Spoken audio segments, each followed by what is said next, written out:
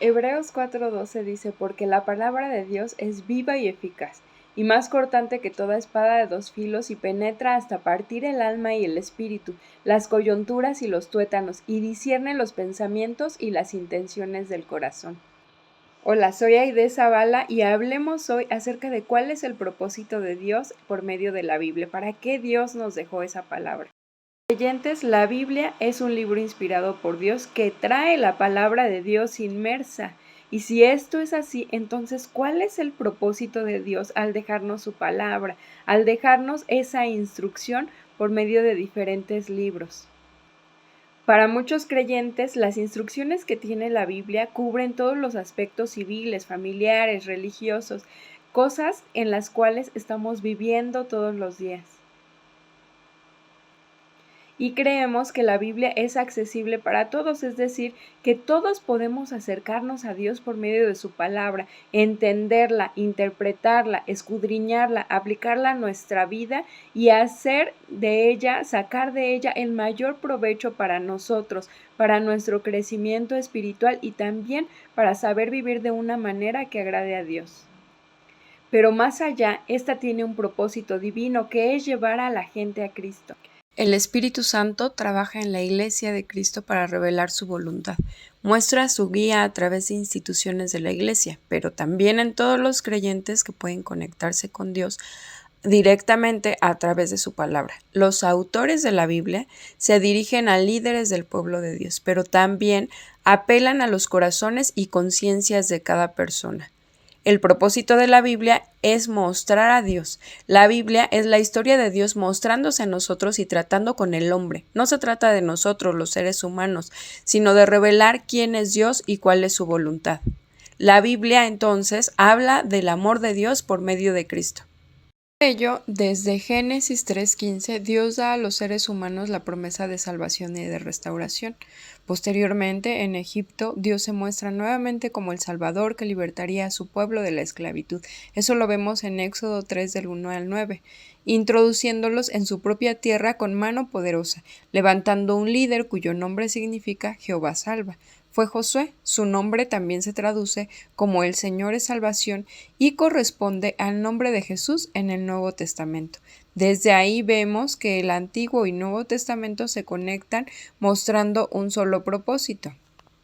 Uno redentor, que primero se evidenció en Israel pero que luego se extendió al resto de la humanidad. En el libro de Ruth, Dios se muestra nuevamente como el Redentor, el Goel que redime, libera, venga, asume responsabilidades de pariente, perdona nuestras deudas y ofrece un rescate por nosotros. Esto lo vemos en Levítico 25, de 48 al 49, Ruth 2:20 y Jeremías 32:7. Bendito nuestro Dios que ofreció a Jesús por nosotros, redimiéndonos de la maldición de la ley y de nuestra vana manera de vivir. Así también lo vemos en Gálatas 3:13 y Primera de Pedro 1 del 18 al 19, lo que nos ayuda a ver y a comprender nuestra propia necesidad de redención. A causa de nuestros pecados, el costo de esta redención es muy alto, pero el Señor Jesucristo pagó este precio en su totalidad. Bendito sea el Señor que no te ha dejado hoy sin redentor, que su nombre sea célebre en Israel, que el niño también sea para ti restaurador de tu vida. Isaías habla de que el amor de Dios dado al pueblo de Israel se extendería a toda la humanidad generando un nuevo pacto, uno eterno en el que tendríamos verdadera vida, hasta tener la manifestación completa de la vida y obra de Jesús en el Nuevo Testamento, consumada en su muerte y resurrección, cerrando en Apocalipsis con la revelación de Jesucristo para que sus siervos conozcamos que Él regresará con poder y gran gloria a rescatar a su pueblo para llevarlo a un cielo nuevo y una tierra nueva. Por eso la Biblia se centra en Dios, pues su propósito es llevar a la gente a Jesús. Desde Génesis, Dios nos muestra su carácter y establece un medio por el cual el problema de la humanidad tendría fin. El pecado sería limitado. La cabeza de la serpiente, Satanás, sería pisoteada por Jesús al morir en la cruz. Lo que ahora ya no más somos dignos de castigo con la muerte, sino que el justo, Cristo, murió por nosotros para llevarnos a Dios. Lo dice Primera de Pedro 3:18. Porque también Cristo murió por los pecados una sola vez, el justo por los injustos, para llevarnos a Dios, muerto en la carne, pero vivificado en el Espíritu. Gracias al Señor, porque Él vino, dio su vida por nosotros, murió, pero también resucitó, y he ahí donde está la razón de nuestra fe. Gracias a nuestro Padre Celestial por establecer tan hermoso medio para darnos la oportunidad de volver a Él, y a Jesús por darse en rescate por nosotros. Gloria a Dios por su amor. Una vez que comprendemos ese propósito redentor y entregamos nuestra vida a Dios completamente y de corazón, Dios empieza a transformarnos por medio de su palabra, haciendo una obra perfecta, transformando nuestra manera de pensar, comportamiento y hasta a nuestra familia. Entonces, ¿qué es lo que hace la Biblia en nosotros o cómo lo hace? La Biblia no es un libro místico que cambie nuestra situación por estar en nuestro buró abierta día y noche. Se hace viva cuando la hacemos parte de nuestro diario vivir. Es entonces cuando comienza a producir esos cambios en nuestra manera de pensar y en todo lo que nosotros hacemos. Miguel reconoció que es la Biblia la que toca las fibras de nuestro corazón e imparte firmeza a nuestras convicciones. W. E. Gladstone dijo: he conocido a 95 de los hombres más grandes del mundo en mis tiempos, y 87 de ellos eran seguidores de la Biblia. Mientras se llevaba el juicio de Lutero para enviarlo a la hoguera, le preguntaron antes de deliberar si se retractaba de sus escritos, a lo que respondió: no puedo elegir sino adherirme a la palabra de Dios, que tiene posesión de mi conciencia. Mi conciencia continúa cautiva de las palabras de Dios. La Biblia es el ancla de nuestra fe, el escudo que protege nuestros pensamientos, la espada que nos defiende de la adversidad. Aférrate a ella. Veamos entonces qué es lo que la Biblia hace en nosotros. En primer lugar, nos confronta y nos lleva al arrepentimiento. La Biblia nos hace reconocer los errores que cometemos, pero sobre todo nos provoca una profunda aflicción o remordimiento cuando entendemos que Cristo murió por nuestros pecados y que para nosotros es la promesa. Como lo dice Hechos 2 del 37 al 39, Pedro les dijo: arrepentíos y bautícese cada uno de vosotros en el nombre de Jesucristo para perdón de los pecados, y recibiréis el don del Espíritu Santo, porque para vosotros es la promesa, y para vuestros hijos, y para todos los que están lejos, para cuantos el Señor nuestro Dios llamare.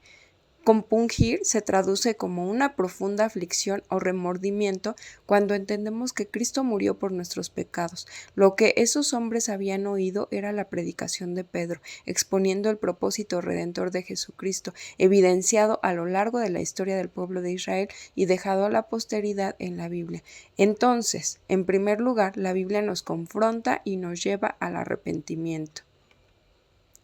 En segundo lugar, la Biblia cambia nuestra forma de vivir. Dice Pedro que es como si hubiéramos vuelto a nacer y nuestra mente es renovada y transformada por el mensaje de Dios. Es un mensaje de vida que nos enseña a vivir de manera sabia, honrada y prudente.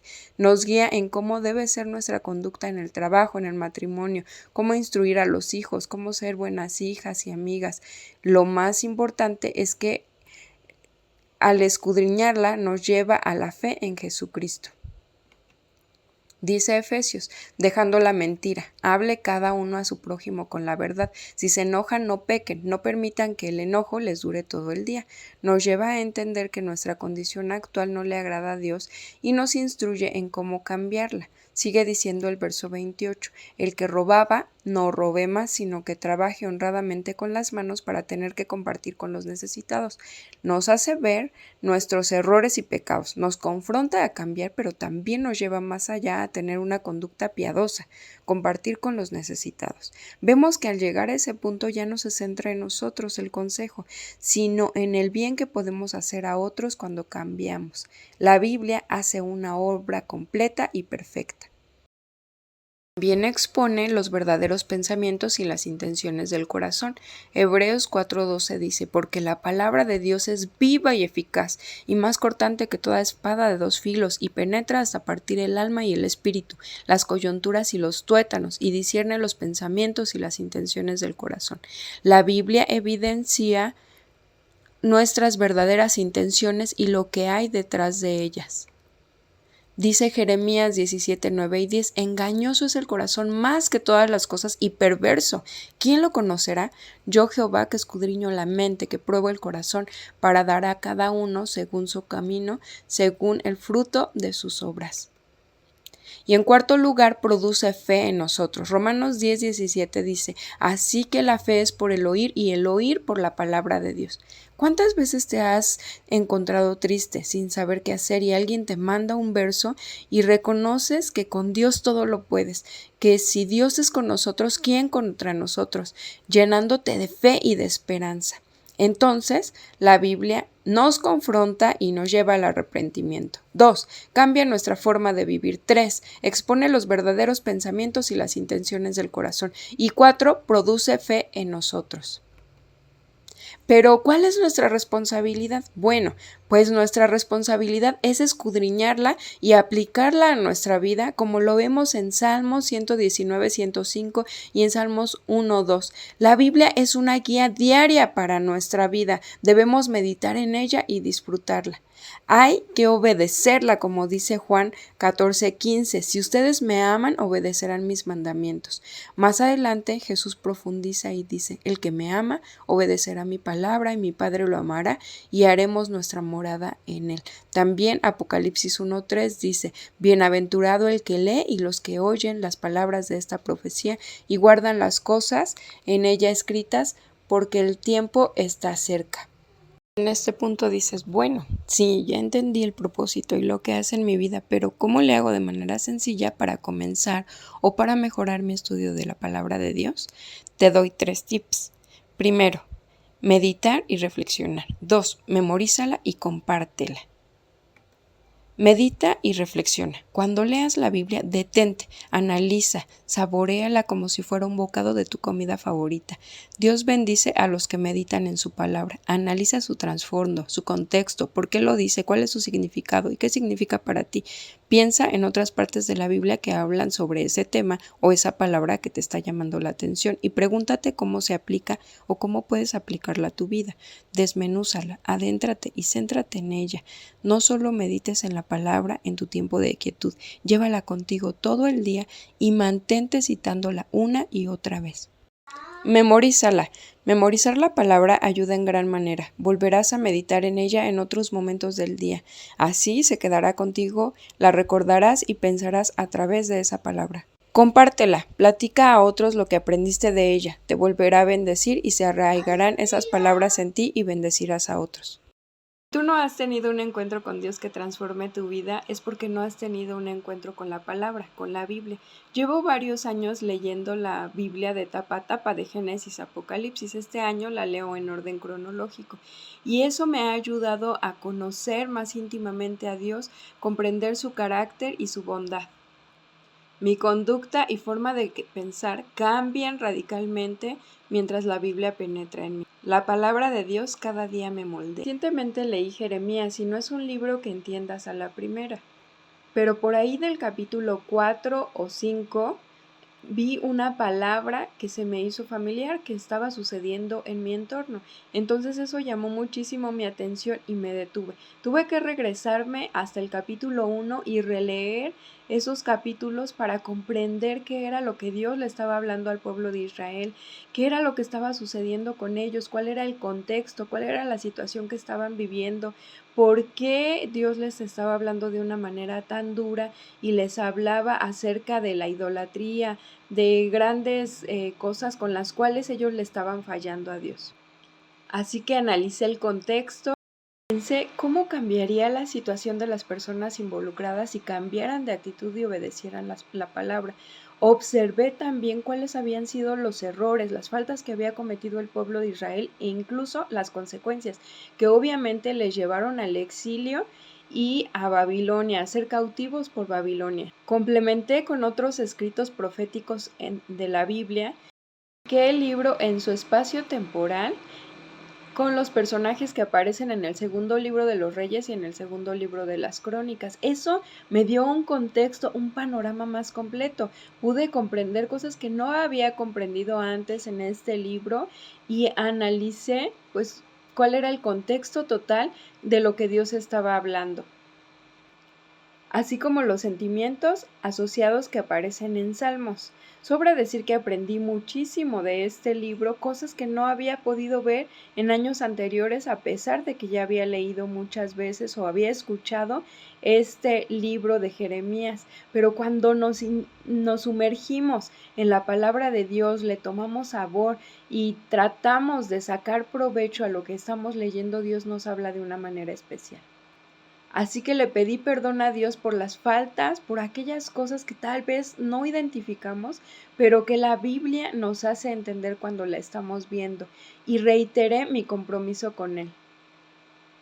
Como dice la Escritura, lámpara es a mis pies su palabra y lumbrera mi camino. Y es que la realidad es que nosotros estamos en la oscuridad cuando no tenemos la Biblia que nos guíe, que nos ayude a entender y a vivir de una manera agradable a la voluntad de Dios. Hoy con alegría puedo platicarles que mi bebé toma la Biblia, toma una Biblia pequeña y gesticula delante de ella las primeras frases que puede ir armando y hace como si estuviera leyendo la palabra. Yo espero y le pido a Dios que él siga caminando de acuerdo con la Escritura, que Dios le vaya guiando por su voluntad por medio de la palabra y que dirija su camino. ¿Tú qué esperas para conocer íntimamente a Dios? Tienes la palabra a la mano, tenemos la palabra profética más segura, a la cual tenemos que hacer bien de estar atentos, de verla como esa antorcha encendida que alumbra el lugar oscuro, para dejar que ésta penetre a lo profundo de tu ser y de tus pensamientos. No pierdas la oportunidad para dejarla que provoque esa transformación en ti. Los beneficios son innumerables. Deja que Dios obre por medio de su palabra en tu vida. Esto hará un antes y un después en ti y en tu familia. Quiero cerrar con Salmos 1 del 2 al 3 que dice: sino que en la ley de Jehová está su delicia, y en su ley medita de día y de noche. Será como árbol plantado junto a corrientes de agua, que da su fruto a su tiempo, y su hoja no cae, y todo lo que hace prosperará. Bendiciones. Abre tu corazón a la palabra de Dios. No esperes más.